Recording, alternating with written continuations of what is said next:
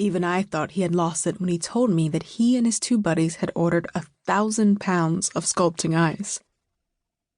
Those giant ice blocks weighed 200 pounds each and set them back a lot of money.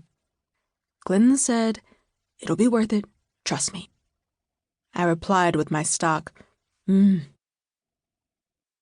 had been together so long that nothing much really shocked me, and, in a way, I welcomed it when something did.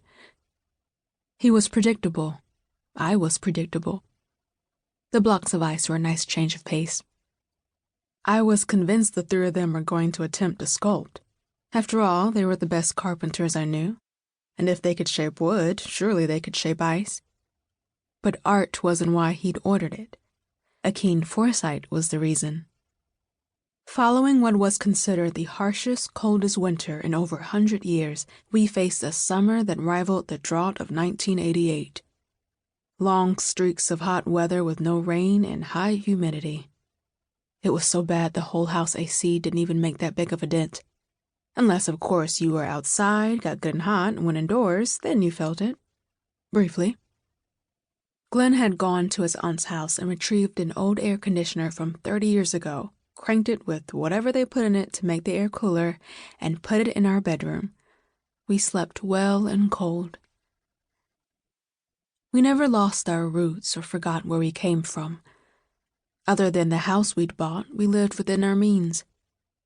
I remembered all too well when we were young, married, and Aaron was a toddler.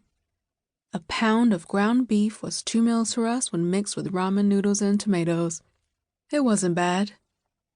We traded our 2-bedroom apartment for a better one when Glenn started working for Markland Construction. His side jobs turned into his own business, and we celebrated Aaron's 10th birthday in our very first home, one we owned proudly and made into our dream house. We added a pool and a garage with an in-law apartment for his mom, which wasn't exactly my dream situation, and a sister for Aaron.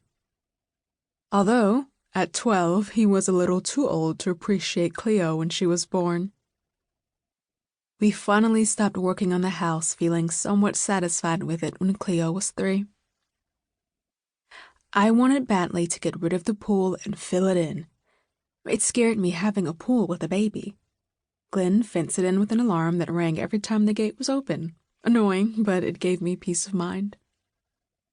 That pool would have been a saving grace in the heat had it not been too warm to enjoy during the day. At night, it helped. The heat was unbearable. I didn't understand why Glenn wanted to have our 4th of July picnic outdoors. I argued to have it inside. He had a plan.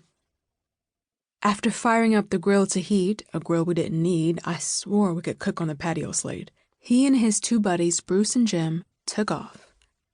I had no idea where they went.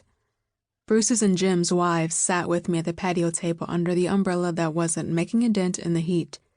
The kids were inside. I could see them through the glass doors. I wanted to take my margarita inside as well, but I had to watch the grill. Glenn said they'd be right back. I swear I was the only one the heat got to. The pool looked so inviting, but I knew if I went in, it would be like taking a bath. Anna and Jill chatted away. I nodded, occasionally smiling, but couldn't stop thinking about how hot it was. I had one of those fans that blew water on me. I kept lifting it, spraying myself, and grunting in heated frustration. "Mackenzie," Jill said my name with a chuckle. "Don't think about the heat and it won't bother you." "Don't think about it?" I asked. "Are you serious? It's 105. I can't have my phone out here." "Well, it won't be for long," said Anna. "We're on day 31, I said. "You're counting?" Anna asked, laughing.